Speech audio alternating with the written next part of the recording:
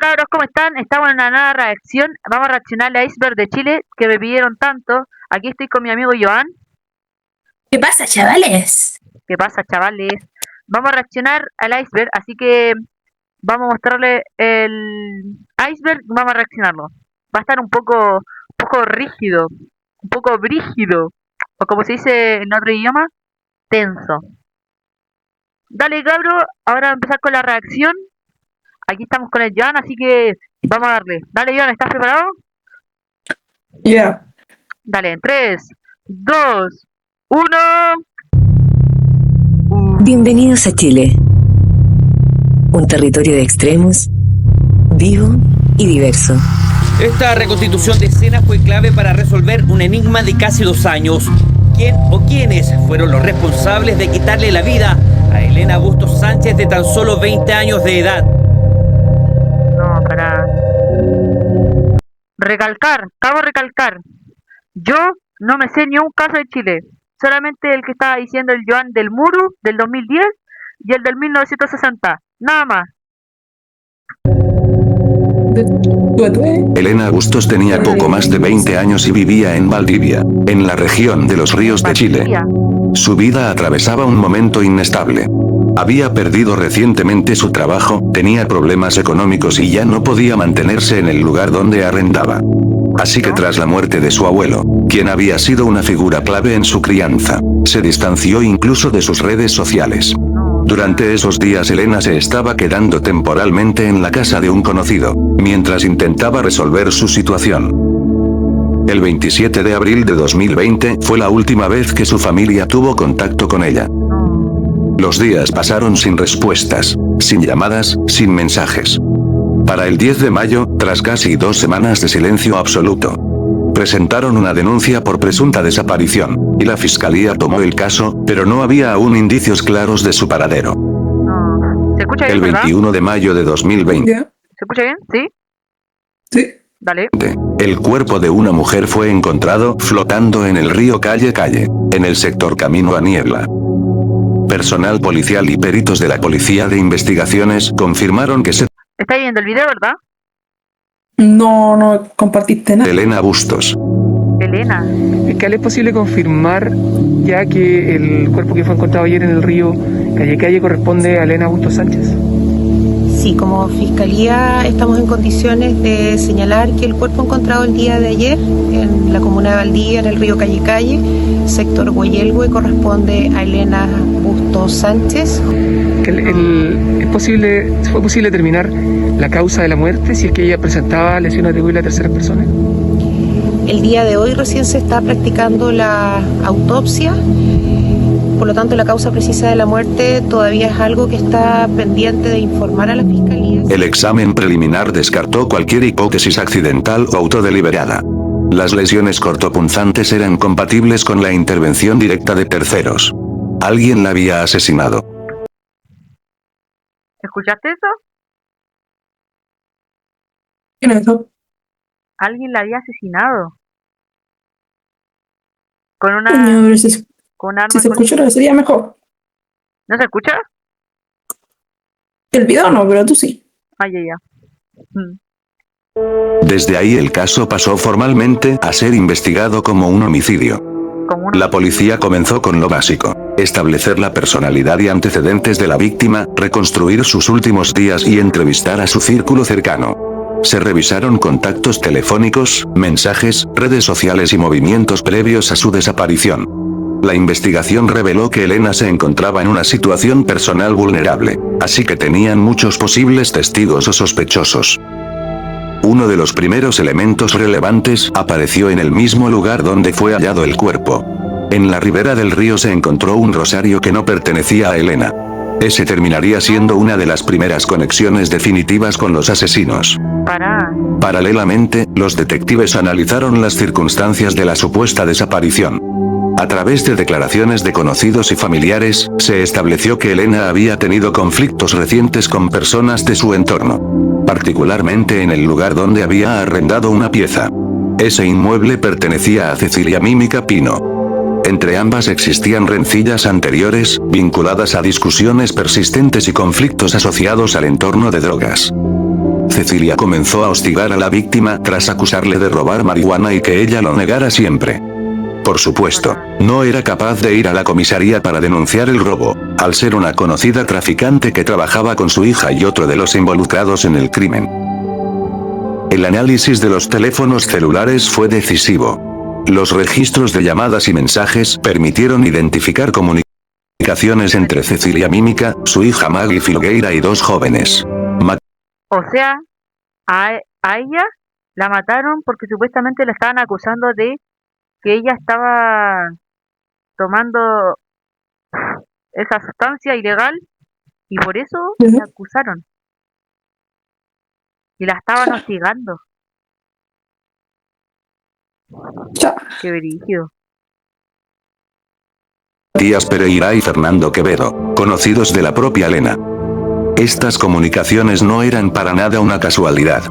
Existían contactos reiterados y conversaciones en momentos clave, justo antes de su inicial desaparición.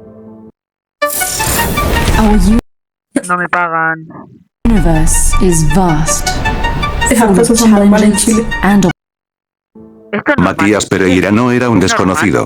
Había sido amigo de Elena desde la infancia. No. Su cercanía lo convirtió en una pieza clave, tanto para las No, declaraciones pero como para entonces- la ejecución del crimen. Investigadores de la policía La persona que lo mató, que mató a, a Elena, Ya. era el amigo del chico de la infancia. Dame ahora. establecieron que Matías y Quevedo se habían reunido con las mujeres antes del homicidio, y que existieron acuerdos previos para organizar su muerte. Con ello lograron reafirmar que el homicidio había sido planificado. Según la fiscalía, madre e hija habrían ofrecido dinero a los dos jóvenes para asesinar a Elena. Se acreditó que se les entregaron instrucciones, medios y logística, coordinación de encuentros, desplazamientos y elección del lugar donde sería abandonado el cuerpo. Personas cercanas a los imputados relataron conversaciones previas y posteriores al crimen. Algunos testigos indicaron haber escuchado comentarios sobre el encargo, el pago y la necesidad de hacer desaparecer a Elena. El rosario encontrado en el lugar del hallazgo terminó por confirmar los hechos, ya que pertenecía a Fernando Quevedo. En la audiencia, el Ministerio Público expuso que Cecilia Mímica y Maggie Filgueira actuaron como autoras intelectuales, mientras que Matías Pereira y Fernando Quevedo fueron los ejecutores materiales, encargados de quitarle la vida mediante puñaladas. Los 4 acusados fueron condenados como coautores de homicidio calificado, cerrando judicialmente un caso que comenzó con una desaparición silenciosa. Es triste pensar que primero perdió a su abuelo, luego el contacto con sus familiares, fue traicionada por uno de sus amigos de la infancia y al final, como si no tuvieran suficiente con ella, le quitaron su propia vida. No. Qué brígido. ¿Verdad?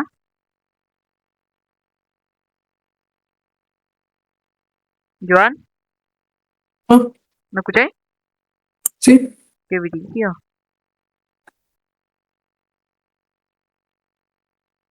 El amigo la mató. No. Esa ha sido una de las cosas más brígidas que hice en mi vida.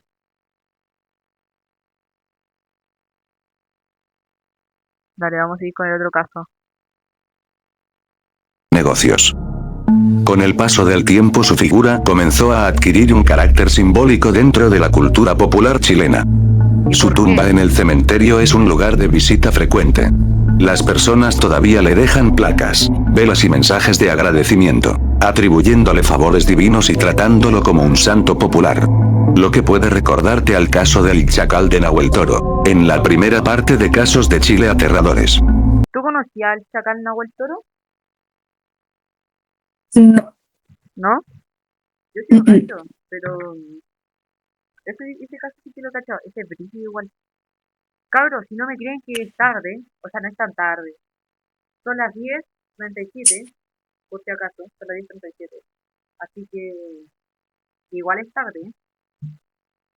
En cualquier momento se me va a inundar la calle. Emil Dubois es considerado el primer asesino serial de ese país y permanece como una de las figuras más complejas y debatidas de la historia criminal.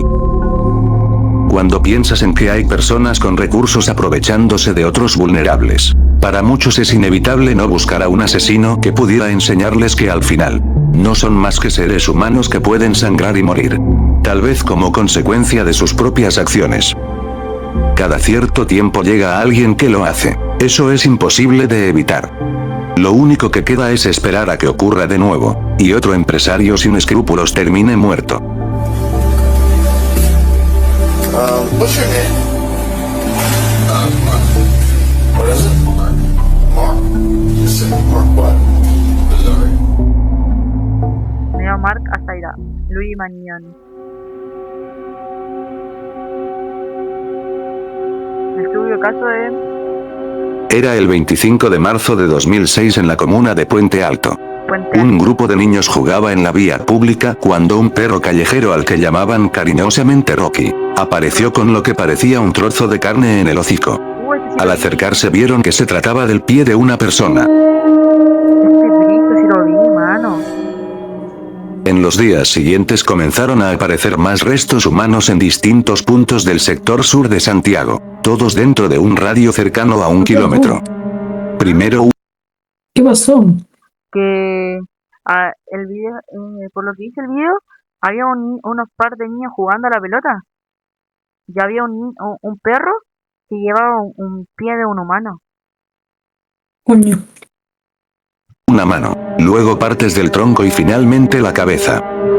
Las pericias confirmaron que todos los restos correspondían a una misma víctima. El servicio médico legal determinó que había recibido 2 disparos en la nuca mientras se encontraba agachada, en una posición compatible con una ejecución. Y por suerte para la víctima, su muerte ocurrió antes del descuartizamiento. De ahí el cuerpo fue posteriormente seccionado utilizando instrumentos cortantes como una sierra o cuchillos, para luego ser embalado en bolsas plásticas industriales de alta resistencia, selladas, refrigeradas y luego abandonadas en distintos puntos de la ciudad. Quien fuera que lo hubiera hecho, tenía experiencia deshaciéndose de cadáveres. Ese conocimiento técnico y acceso a infraestructura básica de conservación era algo impensable que pudiera tenerlo una persona normal. Días después, mediante huellas dactilares y análisis forenses, la víctima fue identificada como Hans Hernán Pozo Vergara de 20 años, nacido el 2 de julio de 1985 en la comuna de Independencia.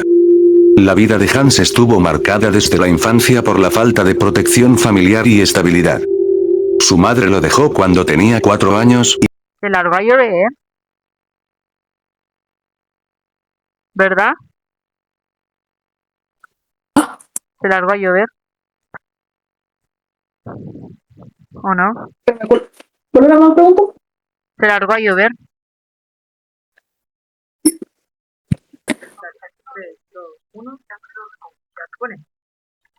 y pasó gran parte de su niñez y adolescencia en hogares de acogida. A los 16 años comenzó a consumir drogas y con el tiempo quedó en situación de calle. Para subsistir, mendigaba, vendía objetos robados y ejercía el comercio sexual en el sector de la Plaza de Armas de Santiago, un punto habitual de encuentro para jóvenes en extrema vulnerabilidad. Personas que eran cercanas a él señalaron que tenía una personalidad cambiante, desconfiada, pero que a veces expresaba ese deseo de salir de esa vida tan difícil y llena de precariedad. La investigación, el foco se centró en Jorge Iván Martínez Arévalo, un hombre de 41 años funcionario municipal de la comuna de La Pintana, y propietario de una heladería ubicada. Mano, si estaba en la Plaza de Armas, ¿cómo está en La Pintana? Ah, tal vez está cerca. Pero ¿cómo está en La Pintana? No te lo creo, tío. En metro se llega rápido, pero en micro, no sé, tal vez. En el paradero 30 de la avenida Santa Rosa. Llegaron a él por rumores.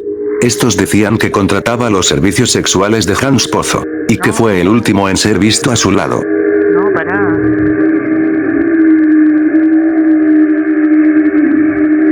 Uno de los elementos clave fue el tipo de bolsas utilizadas para trasladar los restos. Bolsas plásticas de doble costura, habituales en carnicerías o locales con cámaras de frío. Martínez tenía acceso a refrigeración industrial a través de su negocio de helados. Perfecto para conservar restos y repartirlos sin que nadie tuviera sospechas. ¿Qué es eso? Sumado a que pudieron conectar a Martínez con Hans Pozo, y confirmaron que ambos mantenían un vínculo de carácter sexual. No. Según los antecedentes reunidos, Hans lo extorsionaba con revelar su orientación. Lo que para Martínez representaba una amenaza grave, ya que estaba casado y tenía hijos. Todo esto es por sí solo bastante turbio. Pero uno de los detalles más perturbadores fue que Martínez llegó a pensar que Hans podía ser su hijo biológico, producto de una relación que habría tenido en 1984. Aún con ello siguió manteniendo relaciones mientras le ofrecía dinero. Una prueba de ADN descartó completamente esa posibilidad. El 8 de abril de 2006, cuando la policía se dirigió a la heladería de Martínez para interrogarlo, lo encontraron muerto. Se había disparado en la cabeza. Al menos eso fue lo que las autoridades señalaron. En su domicilio hallaron Es verdad, no se puede creer lo que dice la autoridad, Ebro. No se puede creer. una carta de más de 20 páginas relatando su versión de los hechos, y acusaba a Hans Pozo de extorsión, aprovechando su temor de que esa vida secreta quedara al descubierto. No, pará. Entre todo confesó haber solicitado ayuda a 2 supuestos policías para intimidarlo, pero que las cosas escalaron más de lo que hubiera querido, terminando con Hans muerto. No. La familia de Martínez sostuvo que fueron los carabineros quienes le quitaron la vida para ocultar a los verdaderos asesinos. Tras la investigación correspondiente, que dicho sea de paso, estuvo en medio de muchas sospechas y procesos cuestionados, el segundo juzgado militar de Santiago ratificó la versión oficial de que fue el propio Martín el único responsable de su propia muerte. ¿Por qué el culpable? En 2007, el Movimiento de Integración y Liberación Homosexual incluyó el caso dentro de los crímenes motivados por odio, señalando que la orientación de Hans fueron factores determinantes en su asesinato. Aunque en realidad no se debe excluir los elementos socioeconómicos degradantes que le empujaron a estar en una situación tan vulnerable. Las posibilidades de que aquello saliera bien eran de casi cero. Cuando llamamos a Carabineros, el Carabinero llegó sobre la misma a ver y era la cabeza del caballero. Ahora, ¿esta cabeza tenía algún tipo de golpe, algún tipo de evidencia de intervención? Nada. ¿Qué más? Le habían cortado la nariz. ¿Qué pasaba en la boca? Se la cortaron aquí a los lados. Qué brígido. Como el guasón. ¿Es serio? Óscar II López Rodríguez nació el 1 de noviembre de 1972 en Lolol, en la provincia de Colchagua. Desde joven fue descrito como una persona solitaria y con comportamientos que eran fuera de lo común. Afirmaba tener comunicaciones con entidades superiores y demonios que le hablaban sobre la verdad del mundo, de que él debía salvarnos a todos.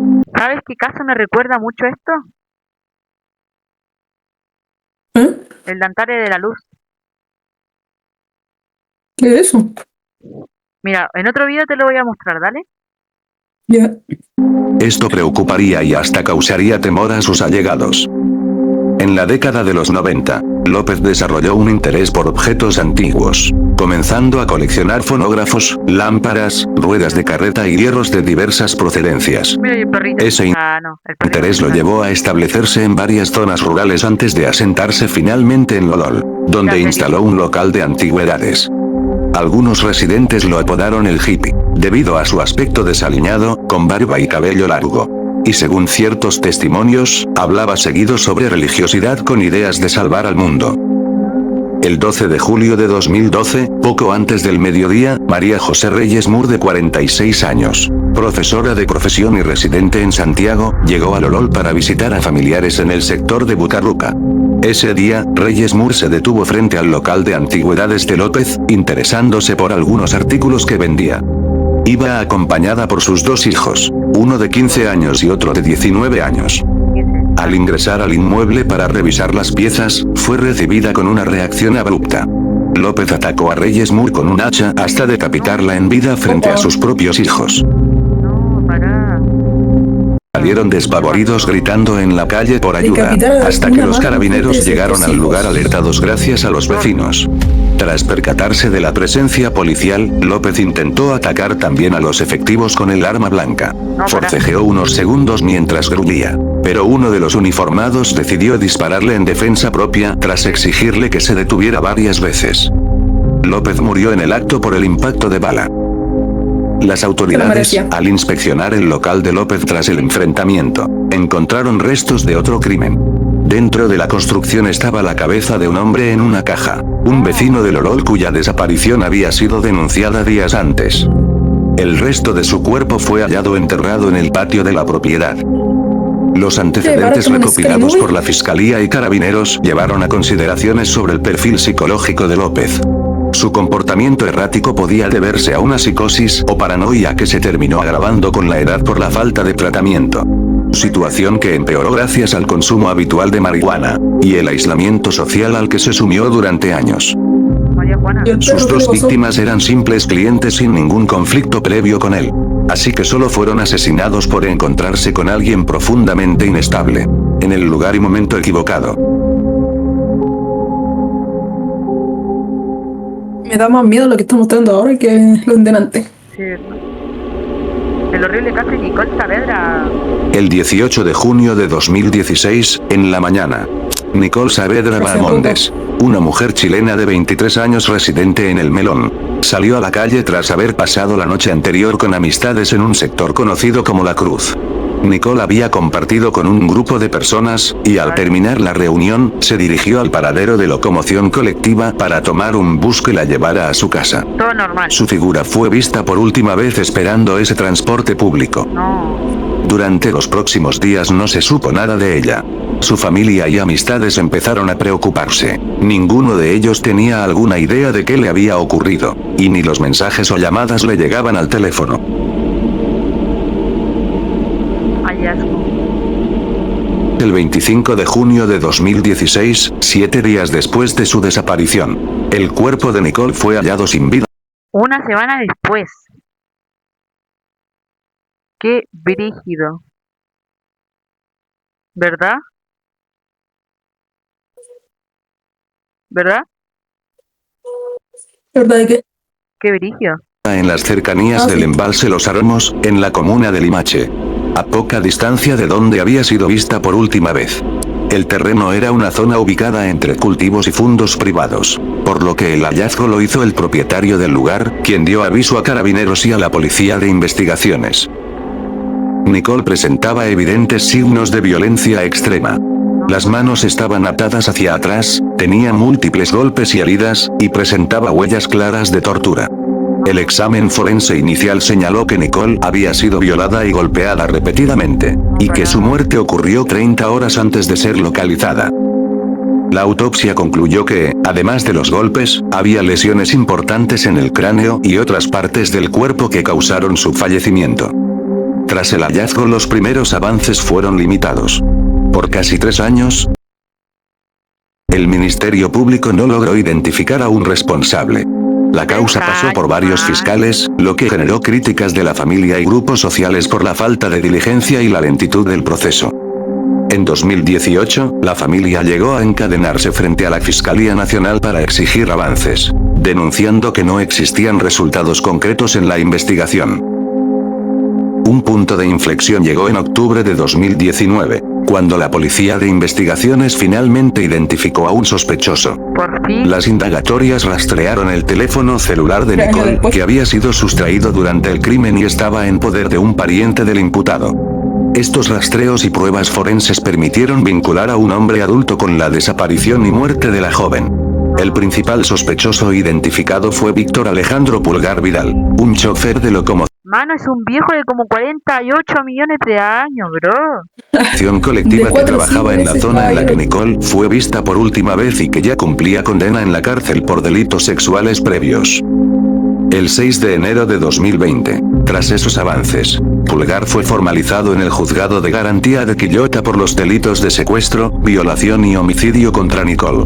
La Fiscalía solicitó un plazo investigativo adicional para completar las últimas revisiones, y se confirmó que el sospechoso ya estaba cumpliendo una sentencia de 10 años y 1 día por la violación de una menor, además de estar procesado por otro crimen contra una adolescente. El 21 de octubre de 2021, el tribunal declaró culpable a Víctor Pulgar como autor de los delitos. El fallo estableció que Pulgar había actuado con alevosía, provocando a la víctima múltiples lesiones antes de consumar el abuso y el homicidio. ¿Y cuánto ya le dieron?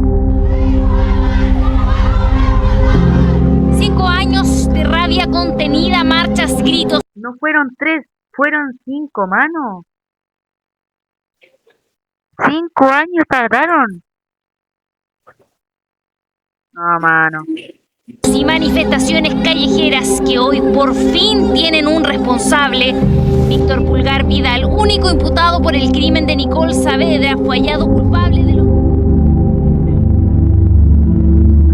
¿Qué opinas del video, Joan? Traumante. Mano, estuvo súper bueno. Mano, ¿algunas cosas que quieras decir?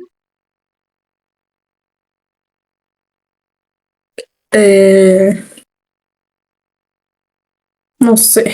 Cuida con lo que hablan, no sé. Cuidado con los que hablan, no se junten, no acepten nada, no se vayan con otras personas. Y si ven, si eres mujer y ves que viene un viejo de como 48 años, mano, te gana una cachetada. Perdón. No. No, pero No, ahí va, está bien. no, está bien, está bien. Sí, obvio. Pero, no, qué mal. Igual encuentro que la justicia chilena está muy mal, muy marcada por las malas cosas que hacen. Como un tipo que Sí. mató 3 personas, le dan 12 años de cárcel. 3 vidas, mano. 3. Ese tipo se merece como 28 años. No, se merece mucho más. No, mano. Muchas gracias, Joan, por acompañarme en el video. Te pasaste en un crack, acompañándome hasta las 11 de la noche. Qué crack. Yo no tengo sueño. No, qué capo. Te pasaste, muchas gracias, bro. Nos vemos, crack. Ok. Cuídense, muchas gracias por la reacción. Los quiero mucho. Los quiero mucho.